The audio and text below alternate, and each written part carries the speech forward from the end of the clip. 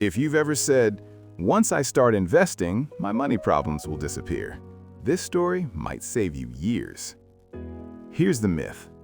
Investing is the first step to financial stability. Truth? For most people, stability comes first, then investing becomes powerful. Because when life hits you with an emergency, you don't sell investments at the worst time. You use a buffer called an emergency fund. Let me tell you about Tunde. Tunde was serious about money. Calm guy, hard worker. Every January, he made the same promise. This year, I'll start investing. So he downloaded an investing app, joined a group chat, and put small money into hot opportunities. Not reckless, just hopeful. But Tunde had a hidden problem. He didn't have a system. He had money leaks. One month, it was a small phone repair. Another month, it was transport issues. Then someone in his family needed urgent help. So what did he do? He pulled back the investment money. Sometimes he sold at a loss. Sometimes he stopped completely.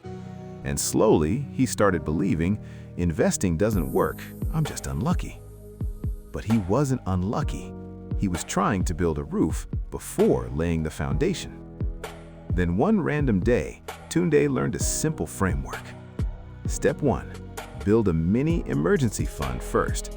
Not millions, just a small buffer that protects you from surprises. Many guides suggest working toward 3 to 6 months of essential expenses, but even starting small helps. Step 2. Kill high-interest debt next. Because if your debt is growing at a high rate, it can outpace what most normal investing returns would reasonably beat. Step 3. Use a simple money split so you stop guessing.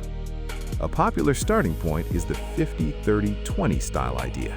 Needs, wants, and savings are goals, adjusted for your real life. So Tunde tried it. He opened a separate place for his emergency money, not for enjoyment, not for shopping, just for life happens. Then he set one automatic rule. The same day salary entered, a small amount moved out immediately. At first, it felt too small to matter, but something surprising happened. For the first time in years, when an emergency showed up, he didn't panic, he didn't borrow, he didn't sell his investments. He used the buffer. And because his investments stopped getting interrupted, they finally started acting like what they are: long-term tools.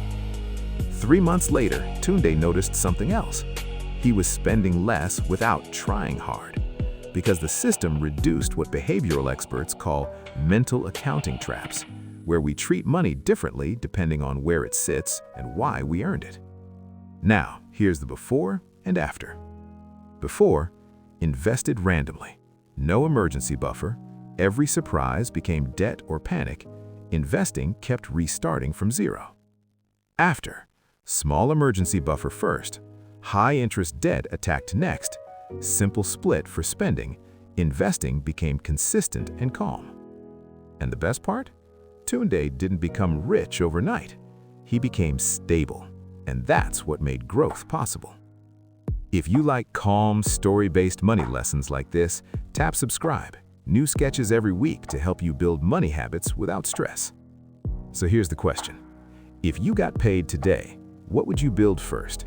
An emergency buffer or an investment plan? Comment, buffer, or invest, and I'll reply with the best next step for each one.